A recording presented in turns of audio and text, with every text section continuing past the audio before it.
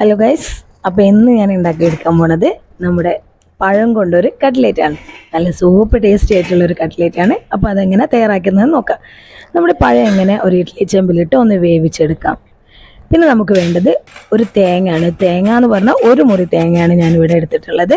അത് നമ്മളൊരു ഫ്രൈ പാനിലേക്ക് ഇട്ട് ഇങ്ങനെ ഒരു സ്പൂണ് നെയ്യും കൂടെ ഒഴിച്ച് കൊടുത്തിട്ട് നമുക്കൊന്ന് ജസ്റ്റ് ഒന്ന് ചൂടാക്കിയെടുക്കാം. പിന്നെ അതിലേക്ക് വേണ്ടത് കുറച്ച് അണ്ടിപ്പരിപ്പും, ഞാൻ എൻ്റെ കയ്യിൽ ബദം ഉള്ളത് കൊണ്ട് അതിൽ ചേർത്ത് കൊടുത്തിട്ടുണ്ട്. ബദം ഓപ്ഷനിലാണ്, നിങ്ങളെ കയ്യിലുണ്ടെങ്കിൽ മാത്രം ചേർത്ത് കൊടുത്താൽ മതി, അല്ലെങ്കിൽ അണ്ടി മാത്രം മതി. അപ്പോൾ നിങ്ങൾ അതും കൂടെ ഒന്ന് ചേർത്ത് കൊടുക്കുക. പിന്നെ വേണ്ടത് 2 ഏലക്ക പൊടിച്ചതാണ്, അതും അതിലേക്ക് ആ തേങ്ങയിലേക്ക് ഒന്ന് ചേർത്ത് കൊടുത്ത് പിന്നെ ഒരു സ്പൂൺ പഞ്ചസാരയും കൂടി ഇട്ട് കൊടുത്ത് നല്ലോണം ഒന്ന് ചൂടാക്കി എടുക്കാം. നമ്മൾ ഈ സാമ്പാറിന് വറുക്കുന്ന പോലെ ഒന്ന് വറുത്തേക്കരുത്, ഒന്ന് ജസ്റ്റ് ഒന്ന് ചൂടാക്കി എടുത്താൽ മാത്രം മതി. അതിങ്ങനെ ചൂടായി വരുന്ന സമയത്ത് നമ്മുടെ പഴം ഇങ്ങനെ വെന്ത് ആവിയൊക്കെ വരുന്നുണ്ട്. അതൊന്ന് നമുക്കിങ്ങനെ ഒരു ബൗളിലേക്കൊന്ന് മാറ്റിയെടുക്കാം. നിങ്ങൾ ചൂടൊക്കെ തണഞ്ഞതിന് ശേഷം തോലൊക്കെ പോക്കിയാൽ മതി. ഞാനിത് വീഡിയോ എടുക്കുന്നതിനെ കൊണ്ട് പെട്ടെന്നാവാൻ വേണ്ടി ചൂടോട് കൂടെ തന്നെ ഞാൻ അതിലേക്ക് ആക്കി വെച്ചിട്ട്, പക്ഷേ നല്ല ചൂട് തണഞ്ഞു പോകരുത്. ചൂട് തണഞ്ഞിട്ടുണ്ടെങ്കിൽ അത് നമുക്കിങ്ങനെ കുത്തി ഉടയ്ക്കാൻ പറ്റില്ല. നല്ലോണം ഇത് ഉടച്ചെടുക്കണം. ഇത് വെച്ചിട്ട് ഇങ്ങനെ ഉടച്ചെടുക്കുന്നുണ്ട്. നല്ലോണം ഉടച്ചെടുത്ത ശേഷം ഇനി നമുക്ക് വേണ്ടത് 1 കപ്പ് ബ്രെഡ് പൊടിയാണ്. 1 കപ്പ് ബ്രെഡ് പൊടി ഞാൻ ഈ പഴം നല്ലോണം ഉടച്ചെടുത്ത ശേഷം 1 കപ്പ് ബ്രെഡ് പൊടി അതിലേക്ക് ചേർത്ത് കൊടുക്കുന്നുണ്ട്. അതിനുശേഷം പിന്നെ നമ്മുടെ ഈ ചൂടാക്കി വെച്ച തേങ്ങയുടെ മിക്സും കൂടെ ഞാൻ ഇതിലേക്ക് ചേർത്ത് കൊടുക്കുന്നുണ്ട്. ഇതെല്ലാം കൂടെ ചേർത്ത് നല്ലോണം ഒരു സ്പൂൺ വെച്ച്, ചൂടുള്ളത് കൊണ്ടാണ് സ്പൂൺ വെച്ച് ഒന്ന് മിക്സ് ചെയ്യുന്നത്, അല്ലെങ്കിൽ നല്ല കൈ വെച്ച് തന്നെ നല്ലോണം ഒന്ന് മിക്സ് ചെയ്ത് നമ്മുടെ കട്ട്ലേറ്റിൻ്റെ ഷേപ്പിലൊന്ന് ആക്കിയെടുക്കാം.